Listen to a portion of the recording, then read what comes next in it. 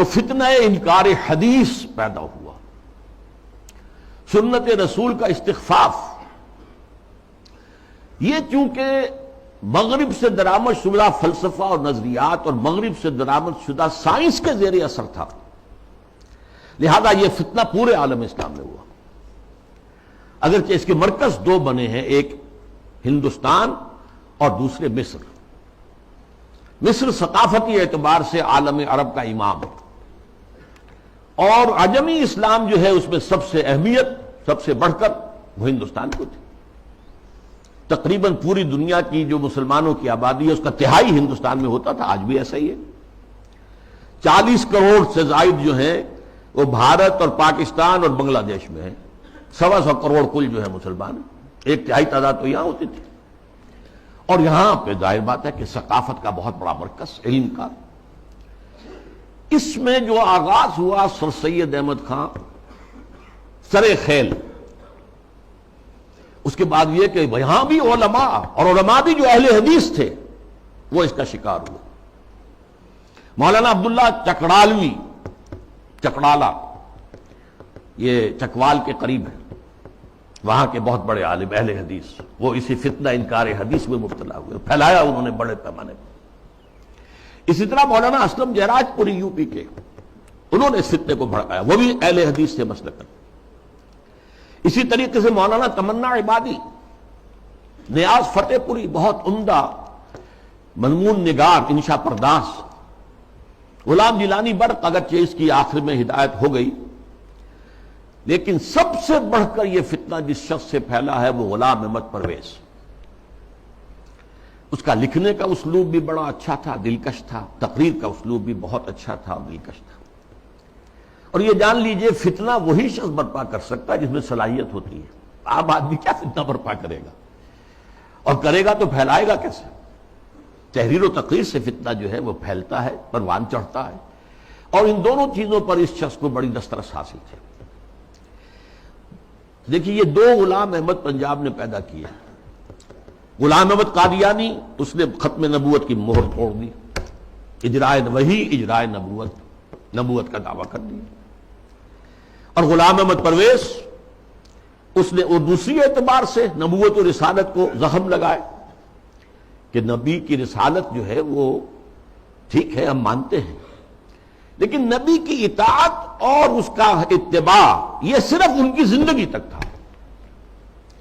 یہ فتنہ جو ہے پرویزیت، یہ آج بھی جاری ہے۔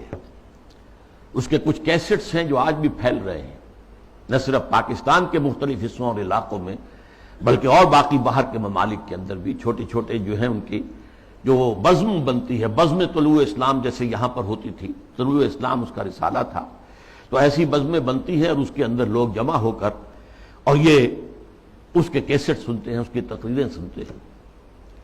یہ فتنہ کیا تھا، اس کو میں یہ چاہتا ہوں کہ give the devil his due، شیطان کو بھی جو اس کا حق ہے وہ دینا چاہیے۔ اس نے کبھی انکار نہیں کیا مطلقاً حدیث کا، بلکہ اس کا موقف اصل میں کیا وہ سمجھ لیجئے۔ نمبر 1، دائمی ہدایت اور دائمی قانون صرف قرآن کا ہے۔ سنت رسول کے حکم پر چلنا، قرآن میں جہاں بھی آیا ہے الرسول، اس سے مراد کیا ہے؟ اس وقت رسول امیر بھی تھے مسلمانوں کے، تو یہ اطاعت امیر کا ہے۔ وہ سربراہ مملکت بھی بن گئے مدینے میں، تو اطاعت جو ہے وہ حکمران کی ہے۔ اس اعتبار سے وہ مرکز ملت تھے، مرکز ملت کی اطاعت ہوگی۔ اب جب بھی کوئی اسلامی ریاست قائم ہوگی تو جو مرکز ملت ہوگا اس کی اطاعت ہوگی، اس سے حق حاصل ہوگا، وہ جو بھی حکم تسلیم کرے، جو حکم نہ تسلیم کرے۔ اس طرح گویا کہ رسالت محمدی اور نبوت محمدی اور شریعت محمدی اور سنت محمدی، اس کی اس نے گویا کہ عملاً نفی کر دی۔ انہوں نے کہا کہ ہم حدیثیں صرف وہی مانیں گے جو قرآن کے مطابق ہو۔ اچھا کوئی شے قرآن کے مطابق ہے یا نہیں ہے کون طے کرے گا؟ ہم کریں گے۔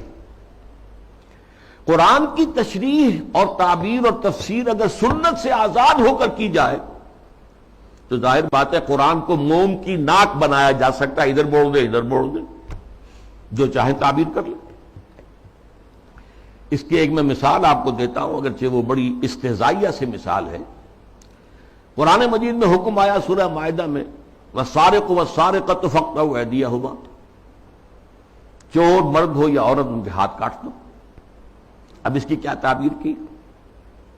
رسول نے تو سمجھا ہاتھ کاٹنا ہے، اور آپ نے ہاتھ کاٹے۔ ایک مخزومی خاتون تھی بڑے اونچے گھرانے کی، بنو مخزوم، وہی ابو جہل کا قبیلہ ہے، فاطمہ نام تھا، فاطمہ مخزومیہ، اس نے چوری کی۔ اب اس کا ہاتھ کاٹنے کا حکم دے دیا گیا۔ لوگوں میں بڑی جو ہے ایک بے چینی پھیلی، بڑے اونچے خاندان کی یہ عورت ہے، اس کا ہاتھ کٹے گا۔ اور تو کسی کو جو ہے لب کشائی کی ہمت نہیں تھی۔ حضرت انس حضور کے خادم خاص تھے، ان کو ذریعہ بنایا کہ حضور یہ اونچے خاندان کی عورت ہے، خاندان کی ناک کٹ جائے گی، آپ اس میں نرمی کیجیے۔ حضور نے سخت غصے کا، غضب کا اظہار کیا۔ اے انس، تم سے پہلی جو امتیں برباد ہوئیں اسی لیے ہوئیں کہ جب اونچی قسم کے لوگ، اونچے لیول کے لوگ جرم کرتے تھے انہیں چھوڑ دیا جاتا تھا، اور عوام اور غریب لوگ جرم کرتے تھے تو انہیں سزا دی جاتی تھی۔ خدا کی قسم، اگر فاطمہ بنت محمد بھی چوری کرے گی، معاذ اللہ ثم معاذ اللہ ثم معاذ اللہ، رضی اللہ تعالی عنہا وصلی اللہ علیہ وسلم، تو اس کا بھی ہاتھ کاٹا جائے۔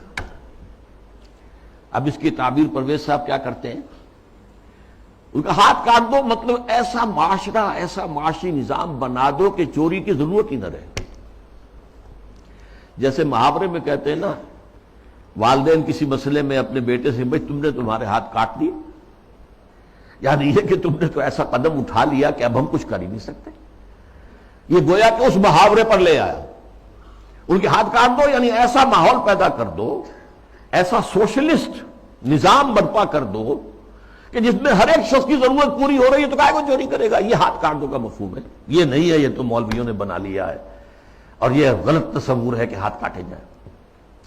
حالانکہ ڈھٹائی کا یہ عالم ہے کہ اسی آیت میں آگے فرمایا گیا ہے، جزاء بما کسبا نکالا من اللہ، یہ در حقیقت ان کے کرتوت کا بدلہ ہے۔ تو گویا کہ ان کے کرتوتوں کا بدلہ یہ ہے کہ ایسا نظام قائم کرو، یہ ان کے کرتوتوں کا بدلہ ہے۔ نکالن، اور عبرت ہے لوگوں کے لیے اللہ کی طرف سے۔ اللہ عبرت کیسے ہوگی؟ کیا اس اعلیٰ نظام سے عبرت پیدا ہوگی؟ قرآن مجید اپنی حفاظت کرتا ہے، لا یاتیہ الباطل من بین یدیہ ولا من خلفہ۔ قرآن مجید کے اوپر کوئی باطل حملہ آور نہیں ہو سکتا، نہ سامنے سے نہ پیچھے سے۔